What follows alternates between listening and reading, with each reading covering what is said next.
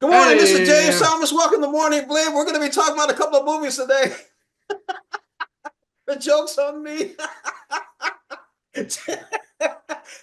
Tony, let's talk about exhibiting forgiveness. You already got it up. Tell us about exhibiting forgiveness.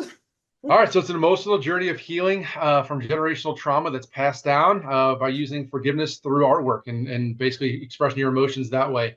It's commanded by Andre Holland, who does a fantastic job here. Really has a raw authenticity that just makes the film work. And honestly, there's really a lot to like. How about you?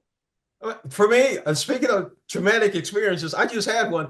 I thought it was a great movie. Yeah, I just thought it was a great movie. Andre Holland was good. Andre Day was good. John Errol Jelks was good. It was a very good movie. Jermaine, that little kid, was fantastic. I really enjoyed the relationship between the father and the son.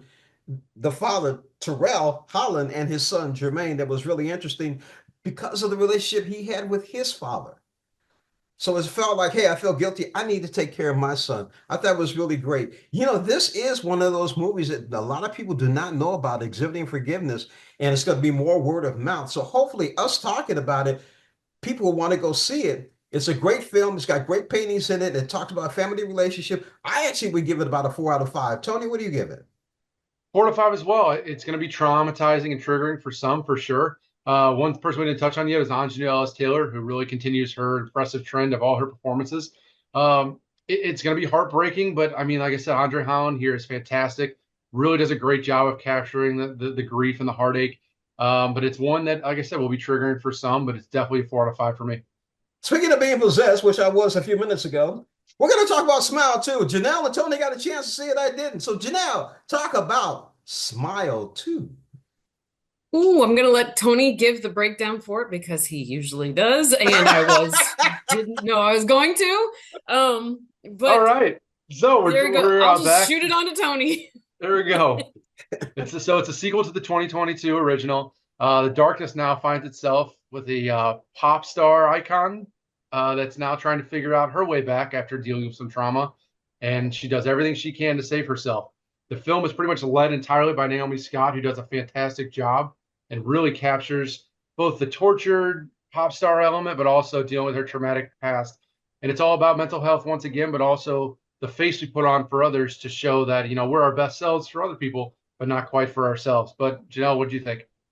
Oh, it's a movie that starts out great. I think Tony and I agree that it probably has one of the best openings, so far.